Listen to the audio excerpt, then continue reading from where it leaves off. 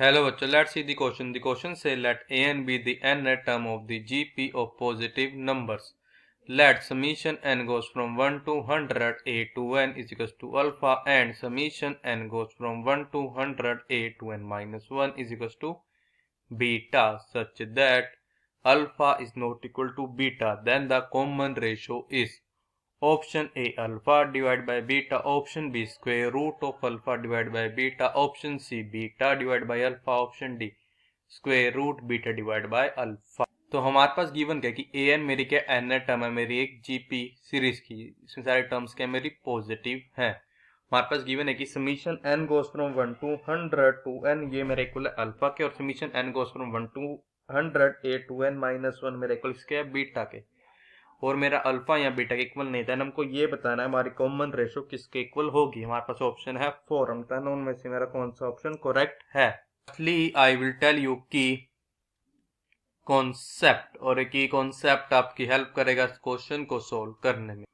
तो हमारा की कॉन्सेप्ट ये है कि हमको पता है a plus a into r plus up to so on plus a into are raise to the power n minus 1 this is equal to means जो हमारे पास क्या आएगा सम आएगा एक हमारे जीपी सीरीज में फर्स्ट टर्म क्या होगी a और हमारे पास कॉम्बिनेशन पास क्या है r, यहाँ से इक्वल होगा ये हमारा इक्वल होता है a इंटू हमारे पाएगा 1 minus r raise to the power n and this is divided by 1 minus r। अब हम क्या करेंगे इसकी कॉन्सेप्ट की हेल्प से अपने क्वेश्चन को सोल्व करेंगे।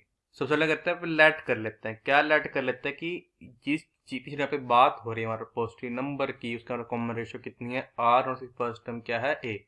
Late a comma r be the first term and common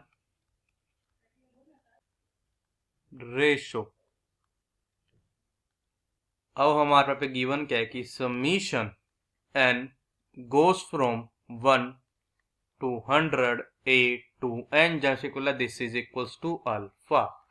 तो आ जाएगा दिस इंप्लाइज दैट कि a2 plus a4 up to so on plus a 200 is equals to alpha.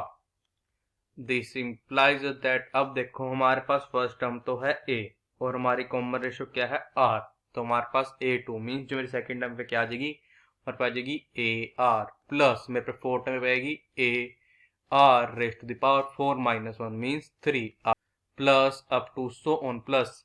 अब हमारे पास a2 होने से आएगा हमारे को आ जाएगा a into are raise to power 200 minus 1 means 199, this is equals to alpha.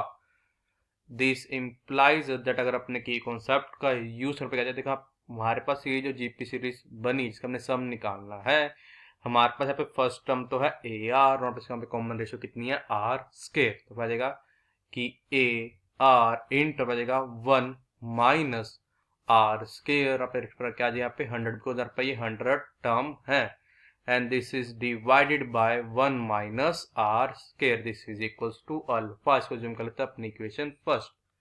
और हमारे पे एक और चीज गिवन थी कि summation n goes from 1 to 100 a to n minus 1 this is equals to beta।